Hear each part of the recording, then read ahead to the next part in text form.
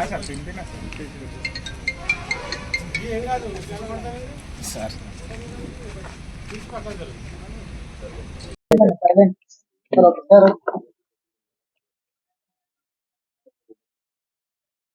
తెలంగాణ ప్రభుత్వం ఈ మాదక ద్రవ్యాల వాడకం మరియు సరఫరా వాటిపై చాలా కఠినంగా ఉంటుంది.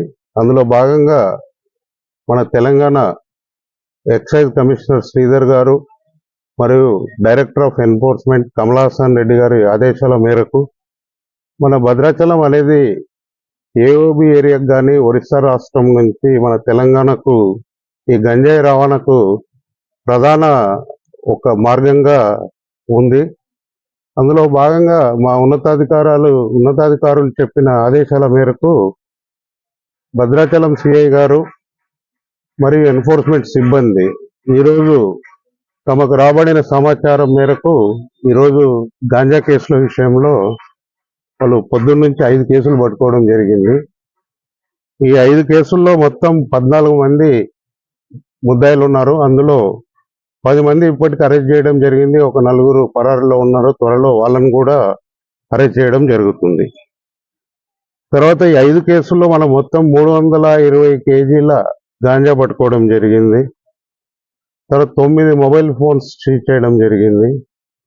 తర్వాత ఒక ఎర్టిగా కార్, ఒక స్విఫ్ట్ డిజైర్ కార్ మరియు 3 2 వీలర్స్ కూడా సీజ్ చేయడం జరిగింది. ఈ ఒక్కొక్క కేసు విషయానికి వస్తే మనకు ఒక మొదటి కేసు భద్రాచలం స్టేషన్లో ఒక 2 వ్యక్తులు ఒక 2 వీలర్ పై ఒక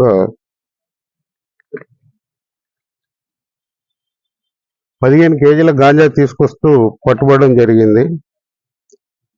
ఈ గాంజా అనేది మన ఆంధ్రప్రదేశ్ చింతూరు నుంచి హైదరాబాద్ ప్రాంతానికి వెళ్తుంది. అందులో 2 అరెస్ట్ చేయడం జరిగింది. ఇంకా రెండవ కేసులో వచ్చేస్తే ఇందులో ఇది కూడా ఏపీ చింతూరు నుంచి హైదరాబాద్కు వెళ్తుంది. ఇందులో 100 కేజీల గాంజాయి పట్టుకోవడం జరిగింది. ఈ కేసులో ఈ 100 కేజీల గాంజాయితో పాటు ఒక ఎర్టిగా కారు పట్టుకోవడం జరిగింది. నేరెళ్ళ అపర్ణ, నేరెళ్ళ అఖిల్ అని తల్లి కొడుకు 2 కూడా ఆ కారులో ఉన్నారు. వాళ్ళతో పాటు మునవర్ అలీ, మహమ్మద్ మునవర్ అలీ అని 3 వ్యక్తులు అందులో నుంచి ట్రాన్స్పోర్ట్ చేస్తున్నారు. అందులో ఇంకొక వ్యక్తి దాంట్లో అరెస్ట్ చేయాల్సి ఉంది. ఈ కేసులో 100 కేజీల గాంజా, ఒక మారుతి ఎర్టిగా వెహికల్, ఒక 4 మొబైల్ ఫోన్స్ సీజ్ చేయడం జరిగింది ఈ కేసులో. దీంట్లో ఈ మునవర్ అనే వ్యక్తి ఏంటంటే ఈయన చాలా రోజుల నుంచి నోటోరియస్ ముద్దాయి ఉన్నాడు. ఈయనకు గతంలో నిజామాబాద్ జిల్లాలో ఈ గాంజా కేసులో 3 కేసులో అరెస్ట్ కావడం జరిగింది. తర్వాత వరంగల్లో 1 కేసులో అరెస్ట్ కావడం జరిగింది మునవర్ అనే వ్యక్తి.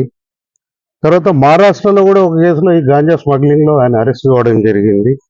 తర్వాత ఆంధ్రప్రదేశ్లో Vijayawada east Godavari, Vijayawada commissioner, Bhavanipuram police station అటు ఆంధ్రప్రదేశ్లో కూడా 3 కేసులు ఆయనపై రిజిస్టర్ చేయడం జరిగింది. మొత్తం 8 కేసులలో ఆయన గాంజా ఇప్పటికే ముద్దాయిగా ఉన్నాడు. ఇది 9వ కేసు అని చెప్పవచ్చు. ఈ వ్యక్తి నిజామాబాద్కు చెందిన వ్యక్తి, ఈ మునవర్ అనే వ్యక్తి. తర్వాత 3వ కేసు వచ్చేసి దీంట్లో 180 కేజీల మనం గాంజా సీజ్ చేయడం జరిగింది. ఇందులో దత్తు పంచాయ్ అని హైదరాబాద్కు చెందిన ఒక వ్యక్తిని అరెస్ట్ చేయడం జరిగింది. దీంట్లో కూడా ఇంకా 2 వ్యక్తులు పరారులో ఉన్నారు. వాళ్ళని కూడా త్వరలోనే అరెస్ట్ చేయడం జరుగుతుంది. ఈ 180 కేజీలు స్విఫ్ట్ డిజైర్ వెహికల్లో వాళ్ళు తీసుకురావడం జరుగుతుంది. ఇది కూడా మోతుగూడెం నుంచి హైదరాబాద్కు వెళ్తుందండి, హైదరాబాద్. ఈ కేసులో కూడా ఒక మొబైల్ ఫోన్ సీజ్ చేయడం జరిగింది. మొత్తం ఈ 3 కేసులు భద్రాచలం స్టేషన్లో ఈరోజు రిజిస్టర్ చేయడం జరిగింది. తర్వాత ఎన్ఫోర్స్మెంట్ వీళ్ళు పాల్వంచ స్టేషన్లో 2 కేసులు ఈరోజు డిటెక్ట్ చేయడం జరిగింది.